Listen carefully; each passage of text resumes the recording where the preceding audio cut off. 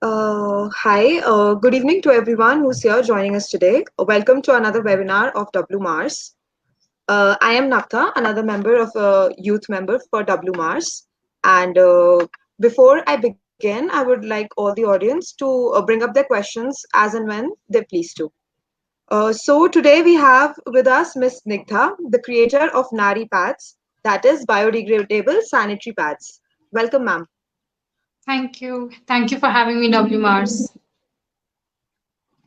Yeah. So, growing up, ma'am used the regular plastic pads, which we all use them today, and they are very prevalent. Seeing the waste it generated, its implications on health and environment, she decided to change the basic norms. So, ma'am, I would like you to begin with the inspiration you had with this idea. Uh, I think periods as a topic, it's something that none of us actually question. Like, if you look at the way that periods has been perceived by Indian society, right? By the time you're somewhere in seventh, eighth, ninth, the girl gets the period. There is a big, they have a function at home wherein they celebrate her becoming a woman, and then she's given a pad, and then she continues to use that same pad till she grows older. And even through her adulthood, she uses that pad. What has happened is that I was also, this was the same thing that even I followed. What really struck me was that a lot of people don't really question, right, this practice. Nobody says that, okay, you've been giving me this pad and this is the supposed product that I'm supposed to be using my entire life, that is month on month on month. Nobody really questions how this product, which is so important in every girl's life, is affecting her health and at the same time is affecting the environment. So the inspiration for me behind this was the fact that there is a lack of awareness amongst the younger generation, amongst the people of today, in understanding what is really good for them and what is really not good for them when it comes to this product. And secondly, the way that periods have been construed in society, the way the societal conditioning towards periods is that a lot of people don't really talk about it. Like, nobody comes out and says, you know what, I'm on my period. You know what, this is the product that I use. You know what, this is the kind of bleeding I had during this month. You know what, this is the level of pain that I faced during my period. Till now, there aren't proper studies that basically go into this and then try to understand what is the effect or what is the, how much pain a person really undergoes through her period. We expect them to just continuously work through it. There's so many ads also that basically, like propel this notion. People are like, on your period, wear white, go out, dance, as if it's that easy. A lot of people don't really do that. So the societal conditioning around it has been that you don't really question what are the products you're using because it's hushed, it's taboo, it's stigmatized. Or you don't want to talk about it because it's like a shame, like, okay, I'm on my period, I don't know what that person will say. So you don't really talk about it. And the second thing is that because of that inherent shame that you have regarding your normal body function, you don't question the product that you're using. So what this has created is this we've bought into this culture, like eventually, like, we've bought into this culture wherein we are just buying these pads month on month without really questioning how it's affecting our health and how it's affecting our environment. When I started Nari, first, this whole inspiration came to me because of my mother.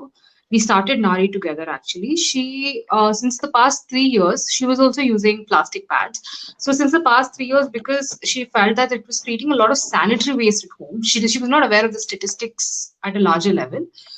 Because of the sanitary waste it created at home, and because of her issues, because she had like a lot of rashes with it, she got like a lot of infections. Because of that, she switched to cloth. And then she was extremely happy with it, and she was like, you know what, because of this, I'm not generating any plastic waste, I'm not generating any sort of sanitary waste that somebody else has to touch for me and then dispose it off. And she was like, because of all of this, my plastic usage has drastically reduced. So it got me thinking, why not create a product that was easily usable by the youth population of today, who are like you guys, so involved in the entire environmental protection. You guys care, you guys go out, and we all go out, and then we see what is happening to the world. We want to preserve it. So why not create a product that would be reusable, that is good for the planet, that is good for the environment, that is good for our bodies as well at the same time. And it's easy on the pocket as well. So you can keep using it. It is it's not a it's good for you, and the whole, the economics of it makes sense ultimately. So, ma'am, regarding this, my first question would be that obviously we people are not aware of the consequences it's going to have. So, can you please explain us which people and which community is more harmed with this environmental pollution? Yeah. So what happens, let's first talk about what happens when you dispose of a pad, right? When a usual regular plastic pad contains, the pads that you buy from the stores, they contain 90% plastic. They are either one or two things happen. Either they are sent to the landfills, right? Wherein they take around 500 to 800 years to degrade. That is more than 5 generations. You would have died, your grandchildren would have died, and the pad would still be there in the landfill.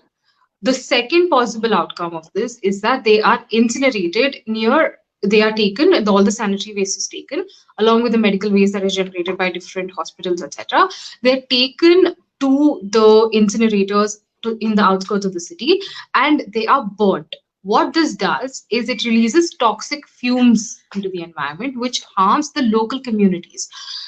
We have to realize that when we are disposing of waste as a privileged class, as somebody who has access to information, who has access to products that we can use, the waste generation, when we generate our waste, it is not, we don't face the consequences, right? Today, if I or somebody under my privileged class throws away their plastic pad, somebody else who's a vulnerable, who's a marginalized person has to come and deal with that waste. If somebody throws the pad away and flushes them, which you're not really supposed to do, but a lot of people do, when they flush it away and it clogs the drains, the person who's flushing the pad is not the one who's coming and removing it.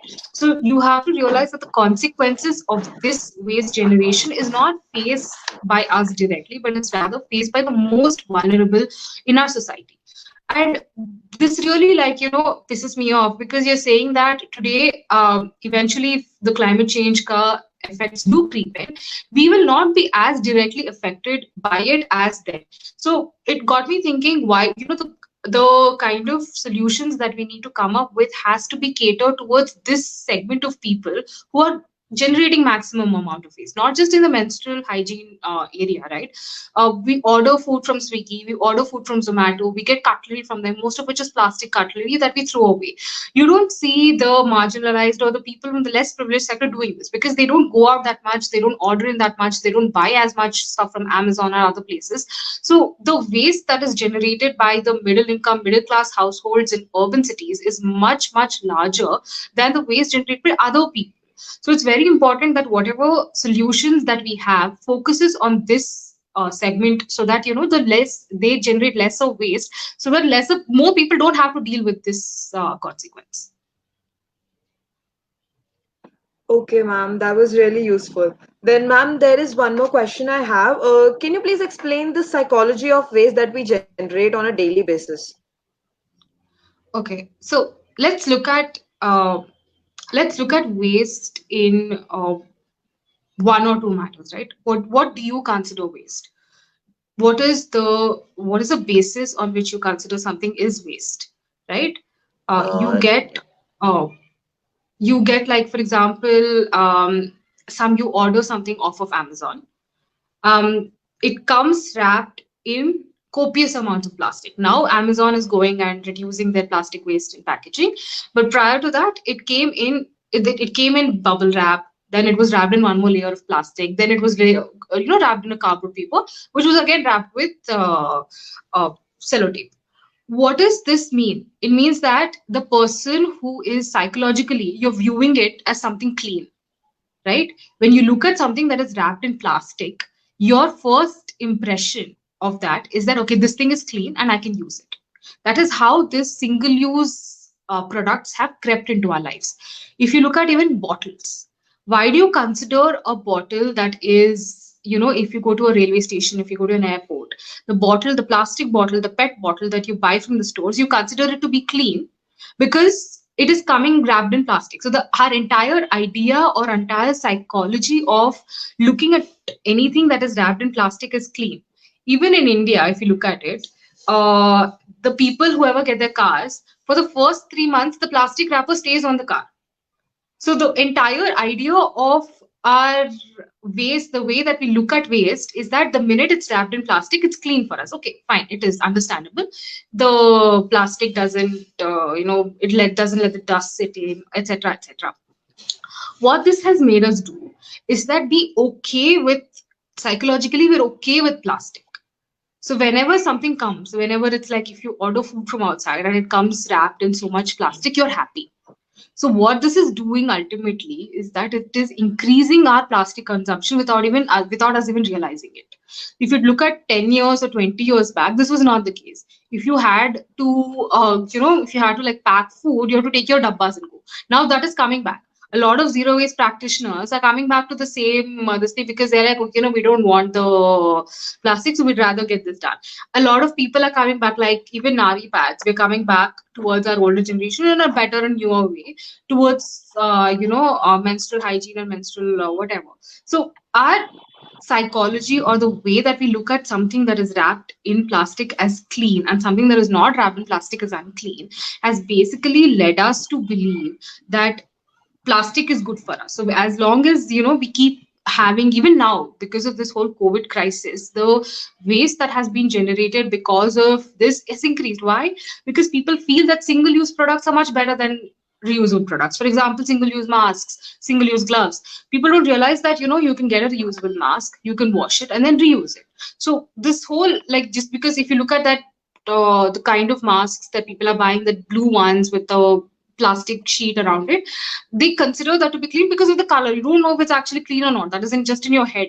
So the minute that people psychologically disassociate from this image of what is clean and what isn't clean, and what is can be reused, what cannot be reused, right, that's when the our waste consumption can actually come down. For example, like, if you get like containers through Zomato, through Swiggy, wherever, if you order and you have these containers, and you, instead of throwing them in, you repurpose them into something. You either store food in them, you plant a plant in them, you give some food in that to somebody else. It's repurposing it, it's reusing it in some way or the other, which is reducing your plastic consumption. So instead of looking at it in a dirty manner, instead of thinking, okay, you know what, this is waste, this is, the minute it comes to me, the minute it looks at me, it's waste, and we stop enforcing that in every part of our life, our plastic consumption will definitely come down. Okay. So, ma'am, another alternative which we usually hear these days are the menstrual cups and tampons. So, what are your views about them? I think menstrual cups work for people they work for. Uh, it's a great alternative, to be honest. Except in India, I think a lot of people have grown up with pads rather than tampons. Like if you go to Western countries, they're more used. As they start off their menstruation, they use tampons, right?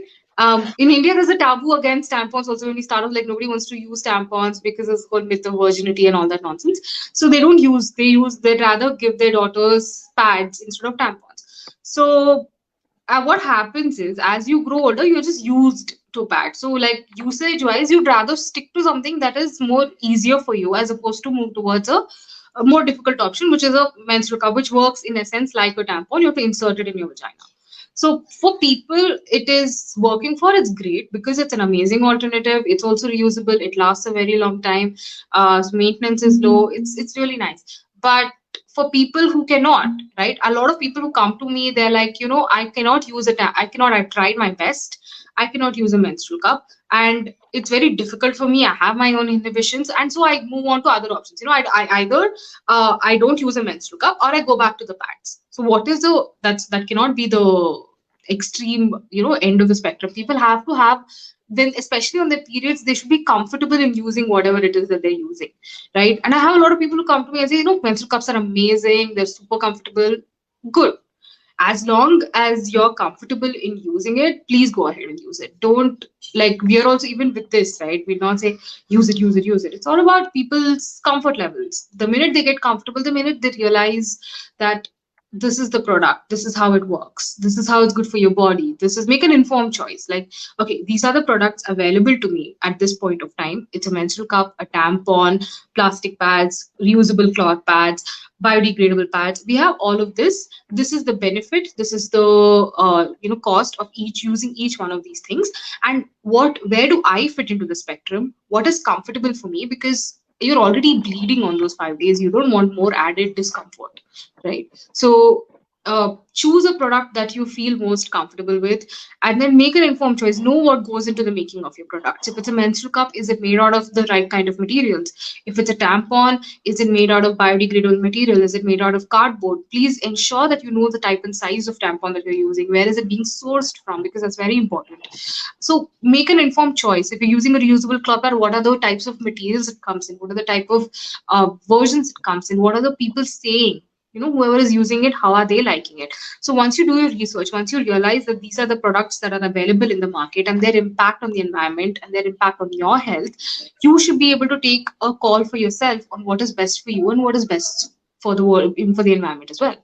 And basis that you can go, because it's all, when it comes to this, it has to be about comfort. Okay, so ma'am, now coming to these biodegradable options, ma'am, you know that usually the people before this era or something, they use the cloth for their daily menstrual cycles. So ma'am, we heard, and there was this movie Padman, and which they showed that it was really unhygienic. So ma'am, coming to the sanitary pads that we are using now, so with the biodegradable option, so ma'am, how how hygienic they are, how cost efficient they are, how many times can we use them? So I wanted to ask all these things. Okay, so the two things, right? What happens is with this, okay, so the way that cloth was used before and the way that our grandparents used it was or grandmothers used it or our mothers used it was definitely wrong. Again, we have to come towards the way that periods was conceived at that point of time, right? A lot of the times, even when you look at that movie Padman, that lady, whenever she got her period, had to be outside. She had a separate area for her, right? And the whole there was so much stigma around that entire subject. Like, they don't talk, they're left outside, they don't show what kind of cloth they're using, we don't know how they're washing their cloth, right? So the way that you use it, the way that you basically the way that how you take care of your that specific cloth is what is the problem with the entire cloth.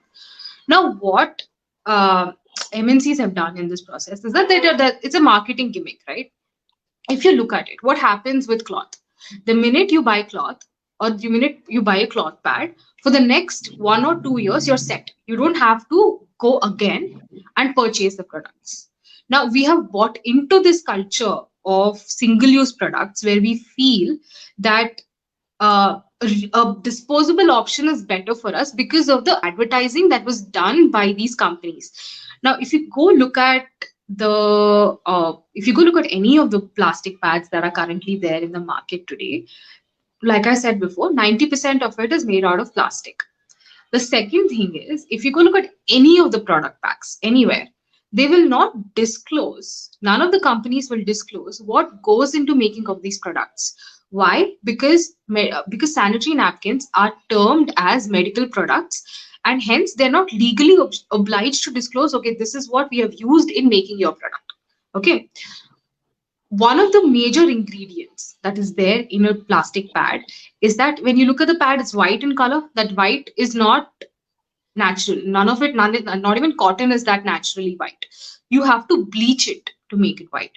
The resultant chemical that comes because of making it white is something called dioxin. I would request you and whoever is on the stream to please go Google dioxin at this point of time or later after this webinar is concluded as well. Dioxin has been termed by WHO as an environmental pollutant. It's an extremely toxic chemical that at its lowest, with like improved usage, what it does is that it darkens the skin around your intimate areas. That is the minimum that it does. The maximum that it can do is that it can damage your liver function, and it's a cancer causing agent, right? That is something that you will never know. That I'm sure a lot of people are like, okay, I'm hearing about dioxin for the first time, right? I didn't even know this was a possible, this could be a possible whatever could happen if I continue to use my pads. The second thing is that with plastic pads, they come with, if you look at it, right, it has like a lot of chemicals. It has plastic in itself is a chemical.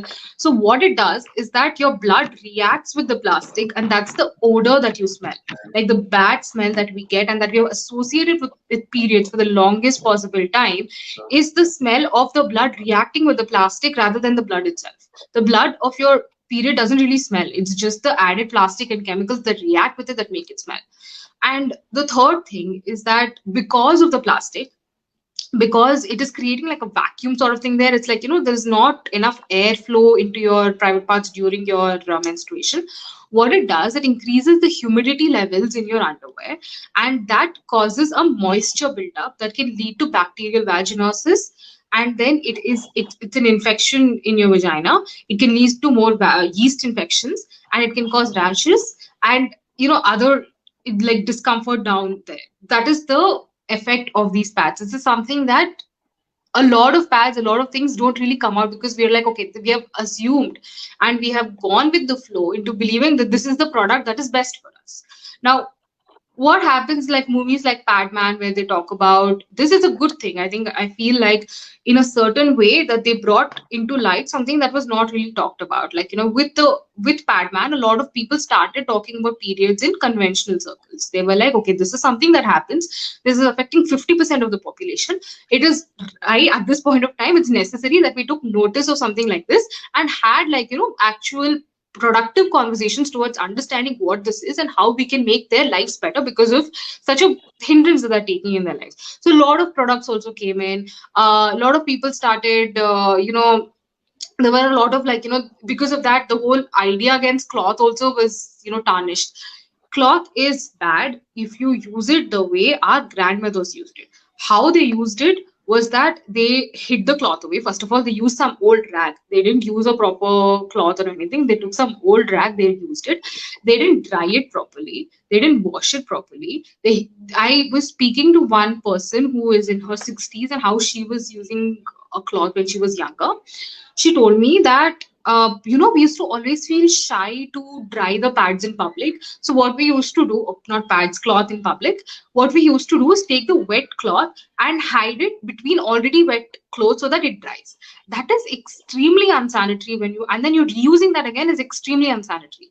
We clearly say that please sun dry your pads so that the bacteria gets killed and you can reuse it again. And there is so many. And then my aunt also was telling me that nobody could see that cloth. Nobody could know that that was the cloth that we were using on our periods. Like if we lived in like big joint families at that point of time and we had brothers and fathers and uncles and everybody living in the house, they couldn't even know that that girl was on her period. Like in a lot of houses now also that's the case. That's the reason why a lot of people flush their pads. So what they're saying is that we used to hide it. When we had to dry the cloth, we used to hide it somewhere away in the bathroom or somewhere where nobody could see, in a damp room. So that is something that's extremely, extremely unhygienic. So the way that marketing has been done by these companies using that imagery is that is bad. Use something that is disposable, throw it away. Why bother with the waste after that? You don't have to deal with the consequences of it. So we bought into that culture where we felt like, okay, you know what, this disposable white colored looking pad is a much better option for me than the ones that my mother or grandmother used. Rightly so, because at that point of time, of course, using a cloth the way that they were using is not advisable at any cost. So but even now, that stigma still prevails in India because there's so much stigma and taboo against menstruation in general. Funnily enough, if you go in, like, in the USA, Australia, Singapore, cloth pads are much more usable. Like a lot of people there, like the first couple of companies that sprang up in this reusable menstrual hygiene space, making specifically cloth pads, came up in the USA, Singapore, and Australia. Like we were the ones who were using cloth for such a long time, but they are still using it, and then they make cloth pads right now. They started it over 10 or 12 years ago. The first company started over there. So this is just like a mind thing. This is just like a advertising gimmick that was done, and that is the reason why we bought into. I mean, we have, I think in other aspects also, we have bought into this whole culture wherein we'd rather prefer single-use products over disposables. That is therefore our bathroom products, it comes to like, toilet paper, all of that we've really, really bought into now. And eventually we're realizing that what is being told to us, what is being sold to us in the name of convenience, in the name of clean, is actually not what it's supposed to be. So we're going back in a lot of ways. We are going back towards our roots, and then going back towards better products. I would like to add one more thing over here, is that I think ultimately what is good for the environment is good for our bodies too. That just works hand in hand. The minute it's not, I mean, because we are also part of the earth, we are also part of the environment. So the minute something that is good for the environment, that is better, that is ensuring that the effects of climate change do not actually happen, is actually good for our bodies as well. So, ma'am, these new products, ma'am, how efficient are they? Like, how many times can we use them? So And for how long should we change them? it's advisable to change your pads, any pad for that matter, every 6 hours. So our products last you. So if you're using our reusable cloth pad, it will last you. We have both heavy flow and regular flow pads in our range, and the heavy flow will last you 6 hours on your heavy flow days, and the regular flow will last you 6 hours on your regular flow days. Sometimes people say that it has lasted them longer. We ask them to please change it every 6 hours because it's just unhygienic to not change the pads. And so, ma'am, can we wash them in normal machines, or should they be hand washed or Yes. something like that? So you can see it's depending on your convenience. So we have the pads can be either machine washed or hand washed. First, what you'll have to do is the minute you're done using it, just soak it for 30 to 45 minutes in cold water. That is normal room temperature water, mainly because hot water sets the stains.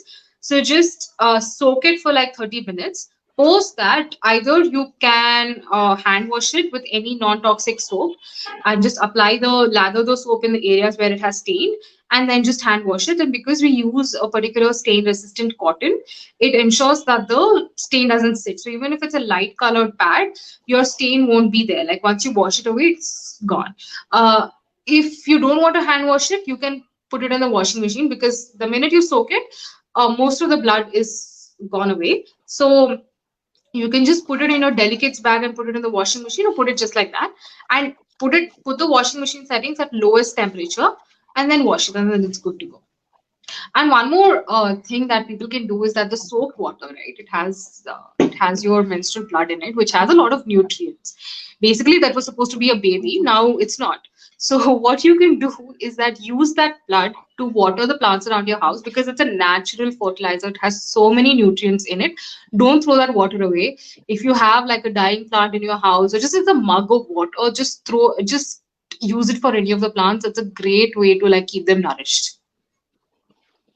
Okay, ma'am. So, ma'am, there are some questions in the comment section, so I'm going to read them to you. So yeah, okay. So yeah, ma'am, the first question is, isn't promoting reusable cotton pads in rural areas equal to promoting the usage of cloth? Yeah, So so maybe. that's a great question by Sukanya. So, like I said, the way that cloth is used is the problem. The way that people's attitude towards cloth is the problem. It's not the same as using the cloth, because these pads actually have like different layers to it. You have an organic top sheet, then you have 8 layers of diaper core, and then the last layer, I'll just show you the pad. So, this is how it looks, right? So this is the top sheet. Inside there are 8 layers of cotton core, and the last layer is made out of gum layered cotton. Now, one reason why I say that this is not the same as cloth is, a, of course, it has different layers, it's stitched like a pad, etc. The second reason is that the minute we add prints to it, a lot of people don't feel shy in using it, right? Previously, the whole idea of menstruation was that I want to hide my cloth. Why people ask us, why do you have prints? Why do you make them so pretty? It's not like anybody's going to see it.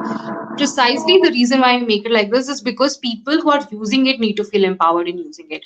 Or you take it out and then you whip it out and say, you know what, this is my pad. So I'm not going to shy away from the fact that I am menstruating. I'm not going to shy away from the fact that I'm a woman who menstruates on a month-on-month basis, and I'm not going to shy away from the fact that I use something that helps me with my menstruation. It's a cloth pad, and it's pretty, and I feel empowered in using it. So the entire reason is that it's not this exactly the same way you're using a cloth, because the minute you associate shame and stigma with it, people tend to withdraw and say that I don't want to be associated with something that is shameful, and it's a taboo in society. That's what cloth was.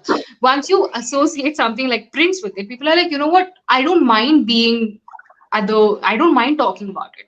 I don't mind telling my friends about it. I don't mind going and telling my mother or telling my father or somebody that, you know what, this is the type of pad that I used. And I don't mind telling my cousins. I don't mind talking about it. So what this does, in a sense, is that let make sure that people talk about menstruation in conventional circles. So where it used to not happen before, where, for example, you're sitting in your living room and you don't sit and talk about menstruation just like that, right? It's not a topic that comes up. So the minute that people start embracing this and say that, you know what, I saw this and I saw my friend had it and I want it, that talks about that brings to light, like, that people start talking about menstruation in conventional circles, and then the shame goes to the backyard. They don't really, like, associate it as something that is bad, shameful. It's a taboo topic. I shouldn't talk about it. It's dirty. It's disgusting. I should feel ashamed for bleeding.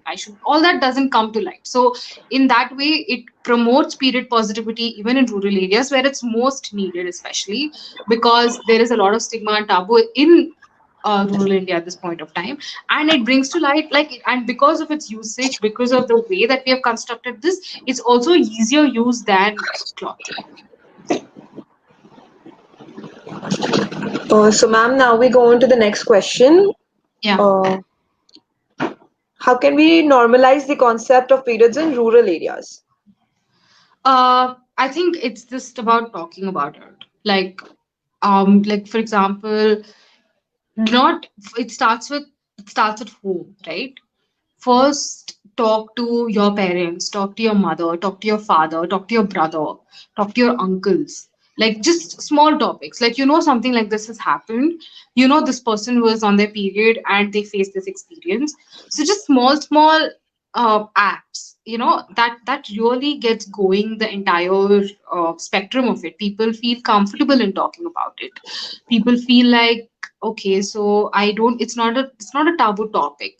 What happened was, eventually, when I started Nari in the beginning around a year ago, a lot of times my relatives and all, they used to be like, oh, okay, fine. So they used to like withdraw from me when I mentioned that it was something that was related to periods.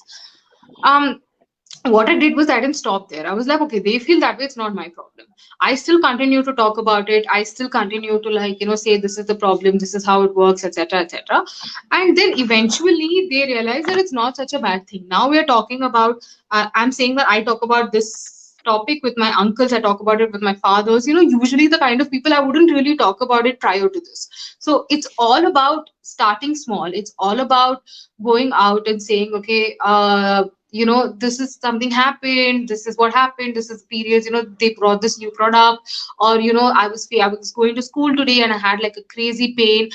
Normalize it. Talk about it in front of your mother, talk about it in front of your fathers, like, make sure that their reaction it will get lesser over time, because you have to understand, in the society that they grew up in, for them periods were dirty, right? And the minute you talk about it with such openness, they might not get used to it in the first attempt. So start small.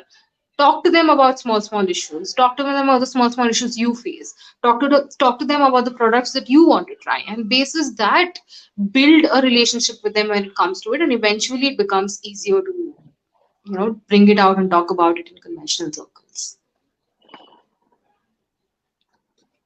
So, the next question we have.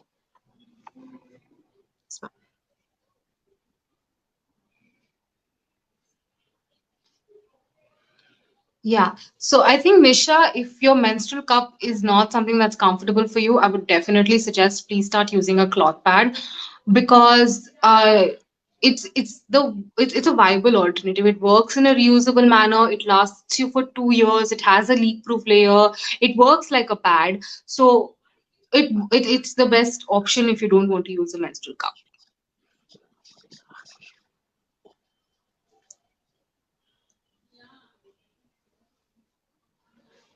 This is a great question. Thank you, Shrishti. It's not actually. Stains are not dirty. Now think about it.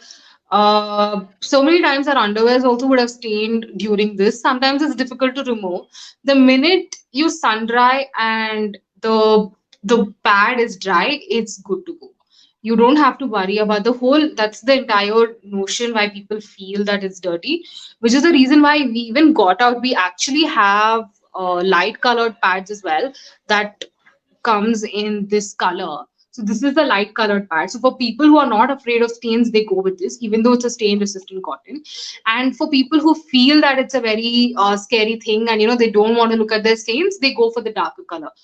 Remaining stain is not a bad thing. It's actually like the minute you wash it using a proper soap, you put it in the washing machine, hand wash it, and then sun dry it for a couple of hours, and it's completely dry. It's good to go.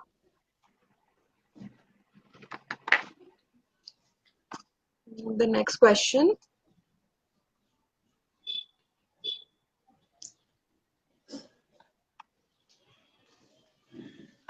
So here we have the president, Ms. Dibali Sinha. So she's just thanking us for the webinar. So from her side, it was a very informative session by Snigdha ma'am, talking about zero waste period. Yes, we need to focus on biodegradable pads or cotton pads. As they are sustainable products, we all need to reduce as much waste as possible. Thank you, ma'am. Thank Thank you. you for this. And thank Thank you, you so Snigdha much. ma'am, for such a great webinar and a lot of facts Thank, that we did thank you. not know. Thank you so much Thank you for so much. having me. Yeah. Thank you. Thank you.